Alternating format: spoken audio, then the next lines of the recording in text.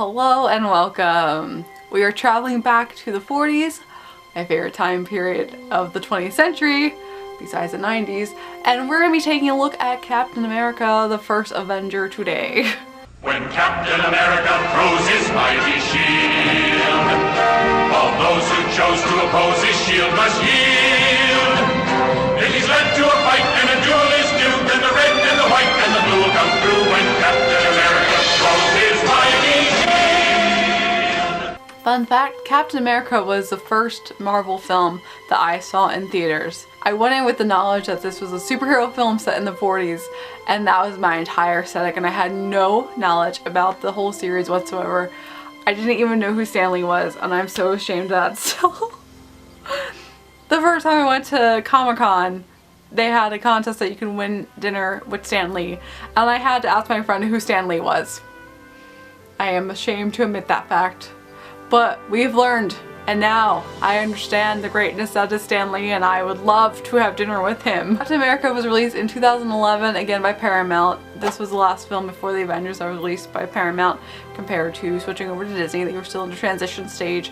And it was the first film that I saw, and I adored it back then. I just was completely addicted until the end. Because I did not understand this is gearing up for the Avengers, and I was so bitter at the ending. I remember being in the theater and just so annoyed and angry that he did not get his dance with Peggy. That was my life back then.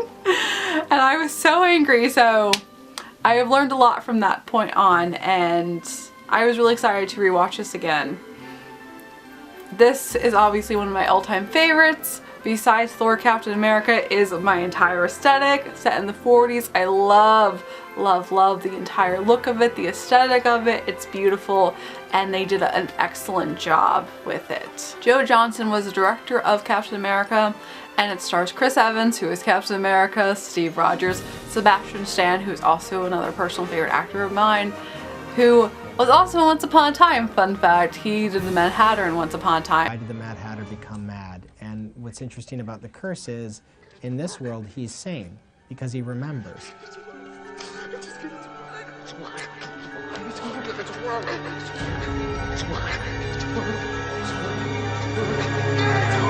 We're gonna find a lot of connections that these actors are all over the place, but he's Bucky Barnes, and one of our ultimate favorite characters besides Loki in the Marvel Universe. I'm a huge Bucky Barnes fan.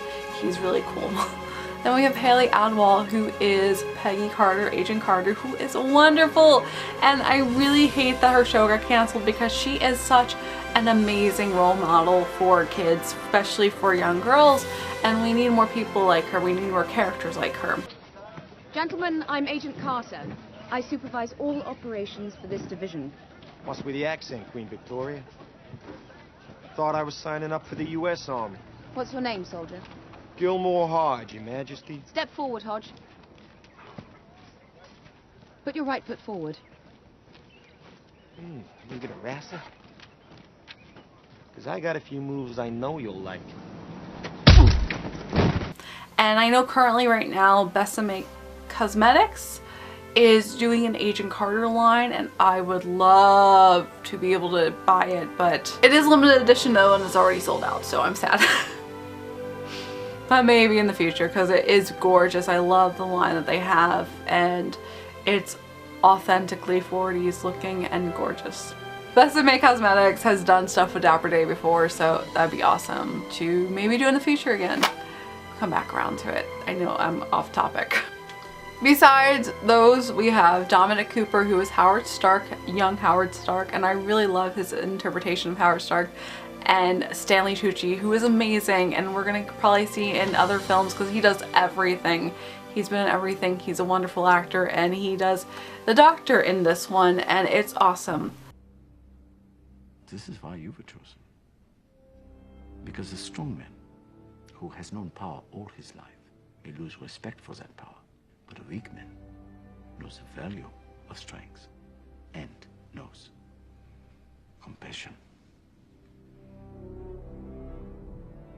Thanks, I think. Even though this one is one of my ultimate favorites and I adore the aesthetic obviously of it and I love the entire theming of it and the music and the soundtrack and everything about it, watching this again I was able to actually look at it analytically and actually cringe at the history of it. I am a really big fan of history and I like things to be as authentic as possible, and yes, this is a superhero film, so obviously it's not going to be as authentic as possible, but there were times where I was really yelling at the TV being like, this could not happen. This technology was not here back then, and especially with the Hydra scenes, there was too much new space technology that they had, that with the Tesseract especially, and I was just like, this is too modern to be set in the 40s, but I know if they did have the Tesseract at space and I can't question it. I cannot question it. I have to just suspend my disbelief and just go along with it and enjoy it like I did before. Even Captain America as an experiment is very, very unrealistic. I say this as other films have Norse gods that come down to Earth, and Iron Man was able to survive with metal in his chest, and I need to just continue onwards and just enjoy it as it is and not question it.